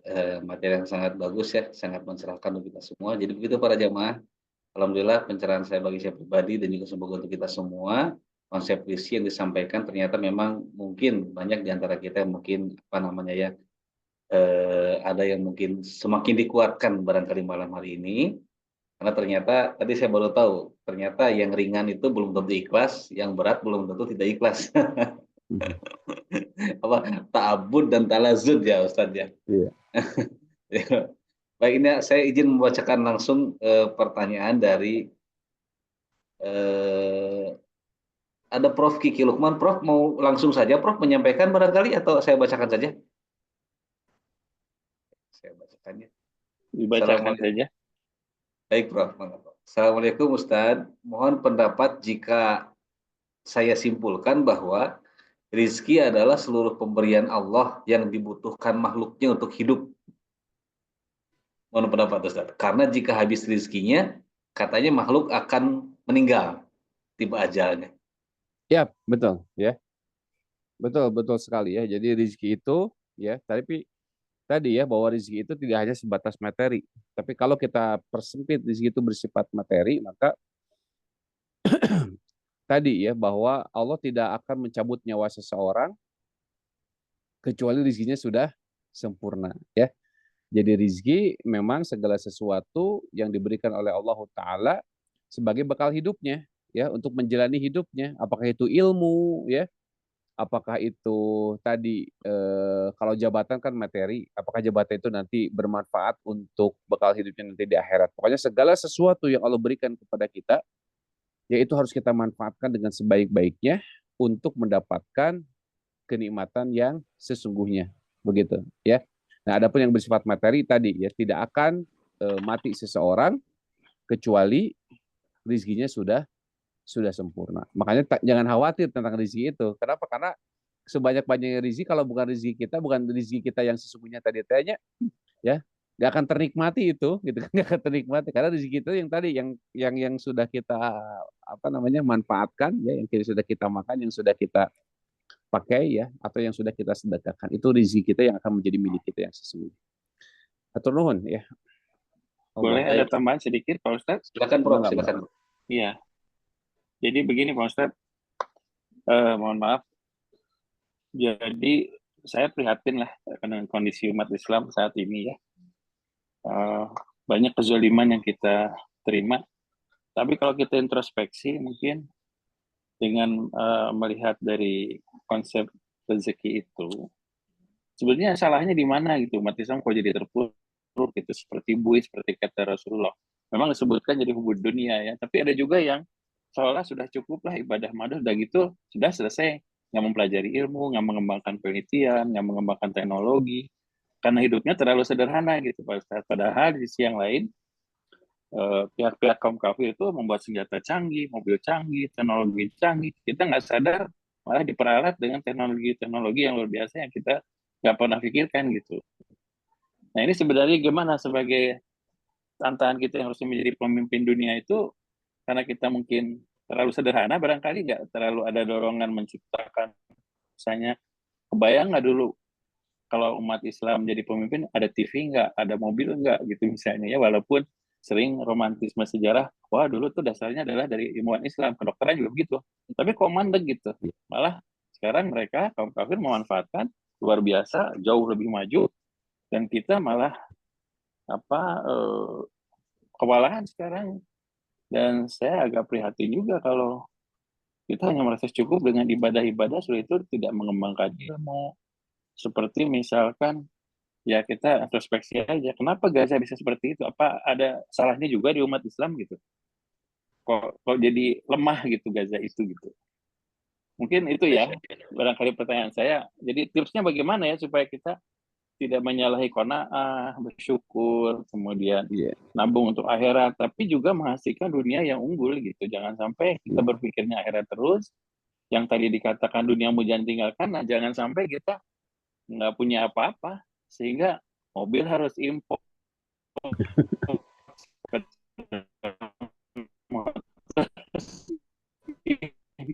impor harus impor, kita apa-apa nggak menghasilkan sesuatu mencemooh, kan bisanya cuma ibadah aja katanya, tapi karya-karyanya mana yang monumental, yang sekarang kita bisa rasakan sebagai rahmat berkah untuk kita semua, mempermudah menuntut ilmu, mempermudah komunikasi dan sebagainya. Mungkin itu bagaimana tipsnya supaya kita bisa melangkah maju, tidak menjadi sasaran kezaliman kaum-kaum kufur. Mungkin itu aja. Terima kasih Pak Ustaz. Iya, ya, emang agak berat ini, Prof. Jadi memang PR ya, Pak ya. Ya, memang sih kalau kita bicara romantisme sejarah itu semuanya memang berasal dari Islam ya, ada kejayaannya, ada masanya. Eh, memang agak apa ya? Ya mungkin ada satu masa di mana masa tersebut belum tentu kita alami ya, gitu. Karena memang kata Nabi SAW apa dalam bukan kata Nabi di dalam Al-Qur'an ya, Allah itu kan menciptakan dunia sebenarnya untuk orang Islam, ya betul itu, Ya, ya. betul, Kenapa? betul, Karena ya, yang menjadi khalifah itu siapa? Orang Islam itu, ya orang Islam. ya. Cuman tadi karena yang namanya apa dalam Quran surah Ali Imran ada kalimat watil kal ayyamu nudawiluha bainan nas, ya. Dan kami telah pergulirkan di antara manusia itu masa jaya dan juga masa terpuruk. Nah mungkin kita saat ini pada masa terpuruk, pada masa terpuruk. Tapi tidak menutup kemungkinan ya dengan tadi pemikiran-pemikiran Prof. Lukman itu ya, ada orang-orang yang terbertik dan sekarang juga sudah mulai banyak ya para apa namanya kaum muslimin yang berada di BRIN misalkan ya, kemudian orang yang sekolah keluar yang mengembangkan. Mudah-mudahan ini benih-benih yang membuat kita tidak pesimis ya, umat Islam itu bisa menguasai dunia. Walaupun tadi tujuan penguasaan dunia itu bukan tujuan sebetulnya, ya. Ini harus digarisbawahi dulu ya, bahwa penguasaan dunia bukan tujuan, tapi jangan sampai ditinggalkan gitu. Sehingga kita menjadi sasaran kezaliman itu ya. Itu sangat tepat sekali kata Iman ya. Harus ada tapi kan ada juga tuh kita cukuplah terhibur dengan orang Pakistan yang mendapatkan Nobel ya dalam bidang apa nuklir. tuh nuklir ya. Nanti kan itu ya. juga satu hal yang bisa membuat kita inilah ya setidaknya terhibur ya, setidaknya terhibur ya gitu ya, setidaknya terhibur. Tapi yang jelas bahwa apa namanya ini pekerjaan yang tidak mudah ya, tidak bisa saya jawab hitam putih. Ini memerlukan apa namanya, wah diskusi panjang ini bapaknya. Solusinya bahwa ingat bahwa apa namanya Allah Taala mengatakan Iqra ya, bacalah. Nah tentu baca di sini artinya kita harus banyak pengetahuan ya, banyak menguasai ilmu. Tapi tujuannya tadi bukan untuk menguasai dunia. Kenapa? Karena bagaimanapun juga dunia itu akan hancur. Tapi bagaimana kita berperan di dunia ini, walaupun cakupannya mungkin kecil ya, cakupannya kecil, tapi kita bisa memberikan manfaat ya, kita bisa memberikan apa namanya sunnah hasanah ya, itu mungkin tujuannya. Tapi kalau untuk berbicara global, maka ini tentu tidak bisa hanya dipikirkan oleh orang-orang Indonesia saja ya, tapi juga harus menjadi PR ya bagi kaum muslimin di seluruh dunia ya. Dan yang menyedihkan ya, coba lihat tuh ya, ini juga ujian nih ikhwati iman, ujian tuh. Bagaimana di Dubai kalau tidak salah ketika Donald Trump datang, kemudian ada penyambutan yang dimana perempuan-perempuan itu mengkibas-kibaskan apa rambutnya. Itu juga kan, aduh ini gimana ini tidak punya muruah pisan nih umat Islam. Nah, gitu kan itu juga betul tuh ya. Kenapa? Karena kita tidak punya izah, tidak punya apa yang bisa kita tawarkan kepada mereka, sehingga umat Islam selalu menjadi objek ya. Ya kalau solusi saya belum punya Pak Prof ya, belum punya. Mungkin nantilah kita bisa Ya. bicarakan ya sambil ngopi Pak. Ya mungkin contohnya Pak Ustadz sederhananya, saya tidak menentang itu bagus ya misalnya Iya. tiap hari hatam Al-Quran gitu misalnya baca hadis, tapi kan nggak cukup hanya hatam baca aja gitu. Iya. Jadi jangan sampai habis waktu tuh hanya hatam, tapi karya-karya amal soleh yang bermanfaatnya kan butuh waktu, kayak penelitian Iya. butuh waktu, mendidik butuh waktu, apalagi dokter ya melayani pasien habis tuh waktunya, mungkin kita nggak bisa hatam Iya. tiap hari walaupun itu bagus gitu ya. Jadi maksud saya mungkin para ulama juga perlu menekankan pentingnya penguasaan ilmu pengetahuan bukan hanya ilmu agama saja gitu. Karena dengan teknologi kita bisa mempertahankan diri gitu kan. Itu dan bukan hanya mempertahankan diri, memberi manfaat kepada dunia pada. Iya. Jadi jangan sampai kesannya semua karya yang hebat tuh lihat aja hadiah Nobel kan kebanyakan bukan orang muslim kan Iya. begitu ya. Betul. Nah, itu saya kira perlu digiatkan, jangan sampai nanti hanya terjebak hanya sampai hafal Quran, kemudian ibadah aja, tapi malas melakukan kegiatan-kegiatan yang sifatnya riset misalnya, atau misalnya melakukan eksplorasi sumber-sumber daya alam dan sebagainya. Artinya semua kebutuhan hidup itu harusnya bisa dipenuhi oleh kita gitu. Jangan artinya ginilah. Maksud saya memang kita tidak bisa semuanya lengkap, tetapi harus tadi khalifah itu kan berarti keunggulan ya Pak ya.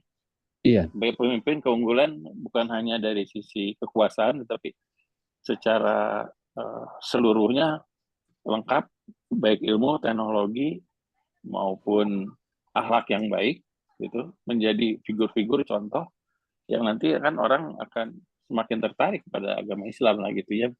Barangkali gitu mungkin saya titip itu Pak. Karena sekarang kan rame-rame apa Al-Quran, saya setuju banget itu harus. Tapi jangan lupakan pengamalannya itu Pak, masih sangat kurang gitu Pak. Iya. Ya, mungkin itu aja. Makasih.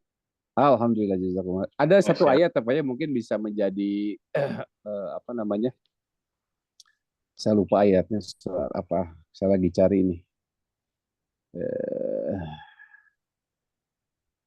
Aduh saya lupa. Pokoknya setiap orang itu punya perannya masing-masing ya. Setiap orang punya perannya masing-masing. Jadi seorang dokter maka silahkan dia berjuang di dunia kedokterannya, gitu kan? Jangan menuntut ustadz untuk menjadi dokter, dah hese atau menjadi dokter jadi ustadz ya hese oke kan? Mohon, laras. Lurus Ya. saja. Jadi kita berperan ya di bidangnya masing-masing. Seorang dokter dia memberikan manfaat yang banyak untuk umat ya. Dan Allah akan menimbang itu semuanya, gitu kan? Karena tadi kalau misalkan dia harus operasi, kela ngotamkeun Quran heula kan hese oge gitu. Jadi apa namanya? Setiap orang silakan berperan dalam bidangnya masing-masing, maka itu akan jadi amal saleh baginya. Insya Allah akan jadi amal saleh ya. Begitu. Atur nuhun Pak Ustadz. Sami-sami. Assalamualaikum. Ada pertanyaan? Silakan Prof. Iva, bangga Prof. Bismillahirrahmanirrahim. Assalamualaikum warahmatullahi wabarakatuh. Yang ingin saya sampaikan sebetulnya sama seperti yang disampaikan oleh Prof. Kiki ya. Sebetulnya kami agak sedih juga ya. Karena apa? Karena kita sekarang kan jadi budak di negara sendiri. kan kita ini seolah-olah yang menguasai segala macam itu ya bukan orang kita ya. Karena apa? Karena Iya. kita sekarang terlena, apalagi sekarang kalau saya mengikuti pengajian-pengajian, kebanyakan ditujukannya bahwa untuk kehidupan akhirat itu yaitu baca sekian ini apa baca Al-Qur'an segala macam yang memang tadi disampaikan oleh Prof Kiki bahwa kadang-kadang saya sendiri mencoba begitu tapi jadi terbengkalai, baca buku jadi terbengkalai, penelitian jadi terbengkalai. Nah, kita ingin ada pengarahan ya dari para ulama atau para ustadz itu bahwa kepentingan kita itu juga perlu bahwa bukan hanya untuk masjid, pesantren ya. Sehingga kadang-kadang kita banyak oleh juga yang menjual rumah segala macamnya hanya karena mengikuti petunjuk dari para ustadz, para ulama yang paling besar pahalanya itu kalau kita itu misalnya membuat pesantren atau apa. Nah itu jadi sebetulnya jadi kita juga jadi suatu dilema untuk kita ya. Kita bagaimana ya sehingga saya sendiri juga nih kalau gitu nih punya apa mau dijualin aja demi untuk kita mencapai kebahagiaan akhirat. Tapi kalau dipikir sebetulnya kalau kita pergunakan misalnya kita ada yang punya modal membuat pabrik itu juga kan nanti menghidupi pegawai-pegawai ya. Nah itu tapi itu tidak pernah disampaikan oleh para ustadz. Jadi seolah-olah semua kita kalau baca Quran, kalau doa ini yang sering itu. Jadi apalagi kalau kita lihat sekarang orang-orang yang mengikuti pengajian itu luar biasa. Ya banyak ya, hampir semua ada.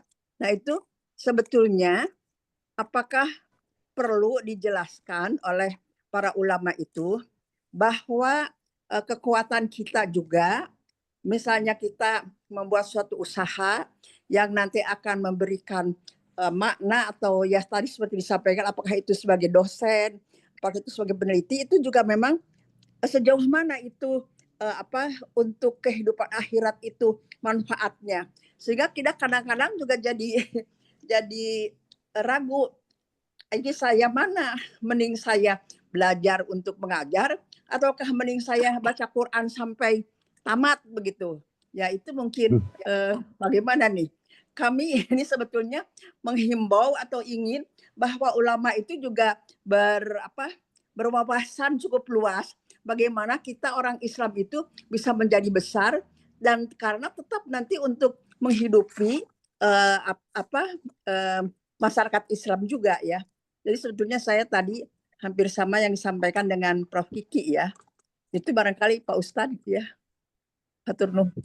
Tapi yang disampaikan Pak Ustadz tadi luar biasa ya. Jadi kita juga bisa memahami mengenai ta'abud, talasud itu ya. Iya, ya hampir mirip ya. Nabi SAW mengatakan begini, khairun nas anfa'uhum linnas ya. Sebaik-baik manusia itu yang berguna untuk lain. Ya sebaik-baik manusia adalah yang paling bermanfaat untuk manusia yang lain. Nah, saya sudah menemukan satu ayat tadi di dalam Quran surah Al-Isra ya. Wa kullu insanin alzamnahu ta'irahu fi unuqih. Dan tiap-tiap manusia itu telah kami tetapkan amal perbuatannya ya. Jadi ada yang menafsirkan ayat ini bahwa setiap orang itu punya spesialisasinya masing-masing gitu. Tapi tetap kembali tadi ya bahwa dia berperan sebagai apapun, sebagai bisnismen misalkan ya. Karena kan gini, sebagai pemborong misalkan ya. Karena kan gini, ikhwati iman banyak sekali stigma negatif terhadap pekerjaan tertentu atau bidang tertentu. Betul tidak ya? Contoh misalkan, wah eta mah PU mah etana artosna tiditu dia misalkan ya, nah gitu kan. Nah, ketika orang itu ya mendasari pekerjaannya dengan keimanan, maka pekerjaan itu tidak hanya sebatas pekerjaan gitu kan, ya. Tidak hanya sebatas pekerjaan, tetapi sebagai jembatan tadi. Karena kan gini, Kalau kita tujuannya itu hanya sebatas dunia, nah ini perlu diingatkan lagi ya. Sampai umur berapa sih kita hidup di dunia ya? Ataupun kita mikirin orang setelah kita, terus mau sampai generasi keberapa? Artinya apa? Ujung-ujungnya apa? Ujung-ujungnya itu kematian ya, ujungnya kematian. Dan kefanaan kefanaan itu sendiri yang harus kita yakini bahwa dunia ini akan sirna, akan habis. Nah makanya hadis Nabi tadi itu harus menjadi dasar atau apa namanya pemikiran kita ya, bahwa sebaik-baik manusia yang bisa memberikan manfaat kepada orang lain ya. Seorang dokter ya, dia bisa memberikan manfaat kepada orang, maka itu ranah ibadahnya di situ gitu ya. Seorang dosen ya, ketika dia mengajarkan ilmu yang bermanfaat supaya anak didiknya tadi ya tidak hanya sekedar sisi-sisi kognisinya saja yang diajarkan, tetapi ada ruhnya di situ ya. Karena kalau hanya sekedar transfer knowledge gitu kan, banyak sekali orang-orang pinter tapi tidak memiliki EQ atau IQ yang bagus kan begitu ya. Nah makanya ketika seseorang itu didasari dengan keimanan, apapun bidangnya ya, seorang pengusaha yang beriman, seorang dosen yang beriman, seorang dokter yang beriman, maka semua amal perbuatannya pasti tujuannya apa? Kebahagiaan akhirat. Bukan berarti akhirat itu tadi ya disibukkan dengan tadi maca ribuan kali ngajedog cici bisa kan di masjidnya ya, dia teh ngajentul puntennya tadi bisa bilang ngajentul bukan ngajedog ngajentul di masjidnya kuulen gitu. Islam kan tidak mengajarkan seperti itu gitu kan. Tapi tadi orang yang berperan dalam bidangnya masing-masing tapi didasari dengan keimanan, maka akan memiliki nilai lebih, tidak hanya sebatas tadi. Karena kalau hanya pekerjaan duniawi saja, maka tadi saya bilang bahwa orang-orang kafir sudah banyak melakukannya kan gitu. Tapi orang Islam itu dia harus punya nilai plus ya. Selain bermanfaat di dunia untuk orang-orang di sekitarnya, tapi dia punya tabungan kan kita dengan perannya itu gitu loh. Bu ya, Prof ya. Alhamdulillah ya, hatur nuhun ya, masukannya luar biasa, Masya Allah. Ada pertanyaan sedikit lagi mengenai harta waris ya. Iya. Memang sebetulnya ada yang tidak mau karena sudah ada, kemudian nanti bisa dipakai oleh orang tuanya untuk bekal akhirat, apa jadi masjid, apa jadi pesantren. Tapi kalau kami pikir, kalau kita bahwa waris itu perlu juga dipertahankan untuk anak, untuk keturunan, karena dengan mereka bisa mewakili harta waris, mereka bisa melanjutkan pengabdiannya, bisa membantu ya sedekah dan lain-lain sebetulnya ya.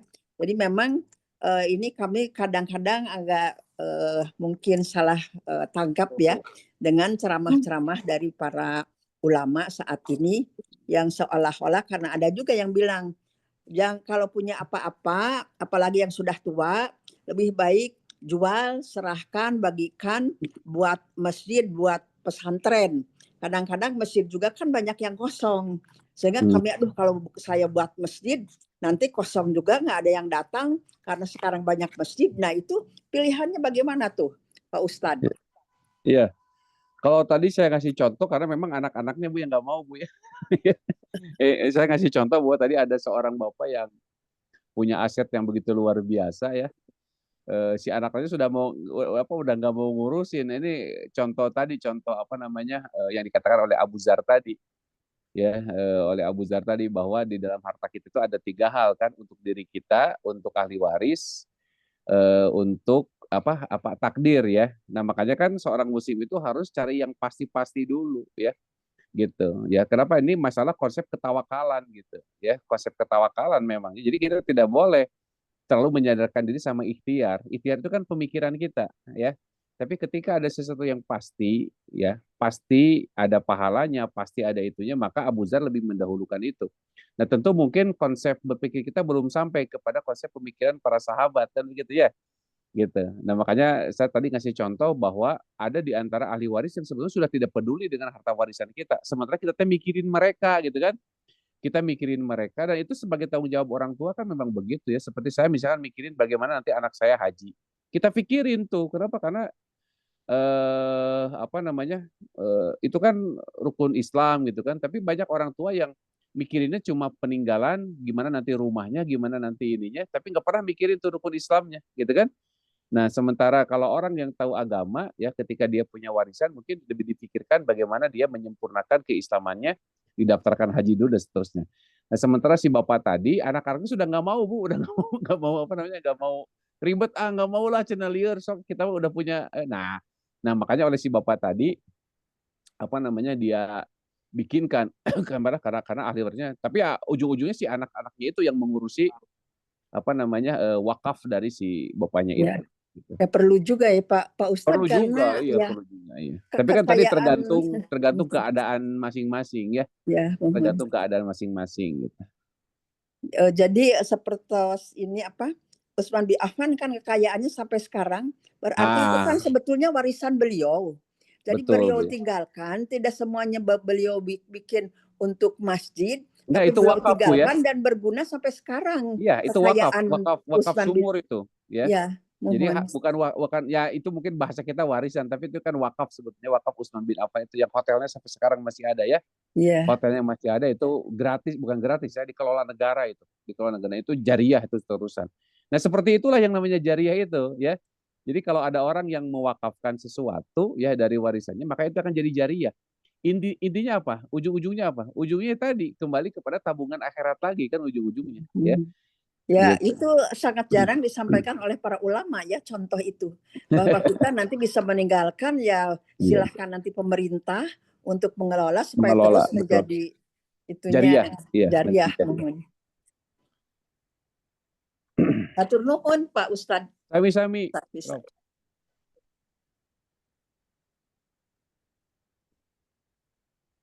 Baik, Surwan, jazakallah Prof. Vicky dan Prof. Iva. Pertanyaan yang sangat membangkitkan giroh kita semua, ya, pemahaman, memancing pemikiran tentunya. Ini pertanyaan-pertanyaan level tinggi, Ustadz. Izin Ustadz memperdalam, ini Ustadz terkait dengan tema kita, konsep rizki. Selain tadi sudah diberikan pemahaman yang luar biasa dari pertanyaan Prof. Kiki dan Prof. Iva, saya ingin penjelasan tentang sebuah ayat di surat Al-Baqarah 261, Ustadz, yang menyampaikan di situ Allah menyebutkan satu nominal bahwa begini Ustaz, perumpamaan nafkah yang dikeluarkan oleh orang-orang yang menafkahkan hartanya di jalan Allah adalah serupa dengan sebutir benih yang menumbuhkan 7 bulir. Pada tiap-tiap bulir 100 biji, Allah melipat gandakan bagi siapa yang dia kehendaki. Jadi seperti kalau Pak Ustaz sering menyampaikannya, setiap kita sedekah satu itu dikali 700 sampai Ustaz balasan. Itu mungkin boleh dijelaskan apakah itu dalam bentuk apa, sehingga kadang memang kayak itu menjadi motivasi Ustaz. Wah, kalau kita sedekah 1000 jadi 700.000. Mohon penjelasan Ustaz. Ya, ini kan dalil yang apa namanya, masalul ladzina yunfiquna amwalahum fisabilillah kamatsali habatin ambatat sab'a sanabila fi kulli sumbulatin mi'atu habbah ya. Ini perumpamaan nafkah yang dikeluarkan orang-orang yang menafkahkan hartanya di jalan Allah adalah serupa dengan sebutir benih yang menumbuhkan 7 bulir, pada tiap-tiap bulir 100 biji. Ya, Allah melipat gandakan ganjaran bagi siapa yang dikehendakinya. Ya, nah tentu pahala ini tidak secara nominal presisi bisa kita yakini, terlebih kalau kita maksudnya diyakini menurut pemikiran kita ya. Kalau kita sedekah 100.000 kemudian kita nungguin 7 juta misalkan, ya nggak begitu ya. Gitu. Artinya 100 bulir itu jaminan yang mungkin dalam berbagai macam bentuk ya, dalam berbagai macam cara, berbagai macam jalan ya. Kenapa? Karena memang jaminan Allah Ta'ala ya, jaminan Allah, sebagaimana hadis Nabi, Allahumma a'ti munfiqan khalafa wa a'ti mumsikan talafa, kan gitu. Malaikat kita senantiasa berdoa, ya Allah berikan ganti kepada orang yang berinfak ya, dan berikan kerusakan kepada orang yang bakhil, kan begitu ya. Nah, artinya dalil ini atau ayat ini bukan menjadi dalil bagi orang yang apa namanya berinfak tapi mengharapkan balasan duniawi secara cash and carry gitu ya, nggak begitu ya, tidak begitu. Tetapi ini sebuah motivasi bahwa balasan Allah itu jauh lebih besar lagi. Nah, kembalinya kapan? Intinya nanti ya, balasan yang terbaik kapan? Balasan yang terbaik itu pertama kalau materi nanti di akhirat, Kemudian kalau balasan di dunia itu sebagaimana dalam Quran surah Ar-Rahman ayat 60, hal jazaul ihsan ila ihsan. Balasan kebaikan adalah kebaikan. Nah, kebaikan itu tadi ditambahkan rasa nikmat ketika kita dalam beribadah, kenikmatan dalam beribadah. Ini harus kita dapatkan ikhwatul iman ya. Jadi infak atau kebaikan sedekah, karena sedekah itu burhan kata Nabi. As-sedekah itu burhan. Sedekah itu adalah bukti ya keimanan seseorang. Ya, dia membuktikan keimanan dengan sedekah, maka balasan dari Allah Taala akan diberikan apa tadi? Sifat kelezatan ya dalam ta'abudnya gitu. Nah, ini balasan yang tidak bisa dibayangkan sebetulnya mahnya. Jadi jangan sampai keliru ketika kita bersedekah tapi balasannya meminta materi lagi ya. Lihat bagaimana Utsman bin Affan itu lebih dari 700 kali lipat tuh ya. Tadi sumurnya itu sampai sekarang udah berapa ratus kali lipat gitu loh ya. Nah, itu yang dimaksud dengan balasan dari Allah Taala yang luar biasa ya. Jadi pahala kebaikan yang dibalas dengan pahala yang terus menerus tidak ada henti-hentinya insya Allah. Baik, terima kasih Ustaz. Izin Ustaz, saya bacakan satu pertanyaan lagi Ustaz. Ini ada dari Bu Yuniarti. Assalamualaikum, izin bertanya, jika ada seorang anak yang bermasalah dengan orang tuanya dan rezekinya sulit, untuk memperbaiki hubungan dengan orang tua pun sulit, tetapi secara pribadi si anak itu terus memperdalam agama. Iya, ya dia harus tetap ya harus harus berbuat baik terus sama orang tuanya. Jangan sampai, karena gini ya, tidak ada satu dosa pun yang lebih pantas untuk disegerakan azabnya kecuali durhaka kepada kedua orang tua ya. Tidak ada satu dosa pun ya yang azabnya disegerakan di dunia kecuali durhaka kepada orang tua. Makanya kalau orang memperdalam agama, maka hal yang pertama yang harus dilakukan yaitu tadi perbaiki hubungan silaturahim ya datangi terus, diusir tenanawan gitu kan. Ada sebuah cerita luar biasa nih Bapak Ibu ya, saya sedikit cerita bahwa ada seorang ustadz yang bercerita, ada seorang anak ya, dia datang ke seorang dokter ya, membawa ibunya yang gila. Jadi begitu dia datang ke rumah sakit ke dokter itu meja dokter diacak-acak sama ibunya. Ya, tapi alhamdulillah ibunya dokternya ngerti agama, paham agama dengan penuh kesabaran, dia melayani gitu kan si pasien si ibunya ini punya penyakit gula ya, diabetes gitu kan. Tapi dalam kondisi gila. Terus kata dokternya, sejak kapan ibumu ini gila? Ya, kata anaknya sejak saya dilahirkan, coba bayangkan. Ya, sejak saya dilahirkan. Ya, artinya ibu kamu tidak tahu kalau kamu anaknya. Iya, ibu saya tidak tahu kalau saya ini anaknya. Ya, terus kenapa kamu berbakti kepada orang tuamu itu, kepada ibumu itu? Kata anaknya, iya betul ya, ibu saya tidak tahu kalau saya anaknya, tapi Allah tahu kalau dia ibu saya. Kan luar biasa ya. Ini bagaimana nih seorang bakti anak kepada ibunya kata iman ya. Nah, makanya tidak ada alasan sebetulnya istilah susah gitu kan. Tetap datang aja walaupun kita nantinya dapat cacian, tapi seperti tadi si anak tadi ya dapat pukulan. Ya sesekali nyubit si ibunya itu, nyubit udah gitu mukul segala macam. Tapi si anaknya tidak pernah membalasnya, ya. Nah, begitu pula mungkin nanti ya ketika seorang anak yang memang dia mempelajari agama, ingin berbuat baik kepada orang tuanya, jangan memikirkan akibat ya, jangan memikirkan akibat, tapi tetaplah berbuat baik, begitu ya. Insya Allah. Nah, kenapa? Karena salah satu penghalang rezeki itu adalah dosa. Betul itu ya. Salah satu penghalang rezeki itu adalah dosa ya. Semakin banyak kita berbuat dosa, maka semakin seret rezeki itu, betul itu ya. Itu. Allah taala alam. Jadi begitu Bu Yudiati ya, sudah dijawab oleh Ustaz tadi, insya Allah sangat pahami. Baik, apakah kita sudah tiba di penghujung waktu? Sudah tidak ada pertanyaan barangkali ya? Alhamdulillah Ustaz, hatur syukur jazakallah, materi yang sangat bermanfaat sekali. Syukuran, semoga ilmu yang kita dapat pada malam ini makin menguatkan kita bagaimana kita mengelola insight kita, mindset kita tentang bagaimana rezeki di hadapan Allah Subhanahu wa taala. Kita sebagai seorang mukmin, cara pandang kita terhadap rezeki tersebut. Hatur nuhun Ustaz, semoga menjadi amal ibadah dapat Allah Subhanahu wa taala bagi Ustaz, dan semoga apa yang kita dapat pada malam ini menjadi ilmu yang bermanfaat dan tentu bisa terkonversi menjadi amal soleh tentunya. Amin ya rabbal alamin.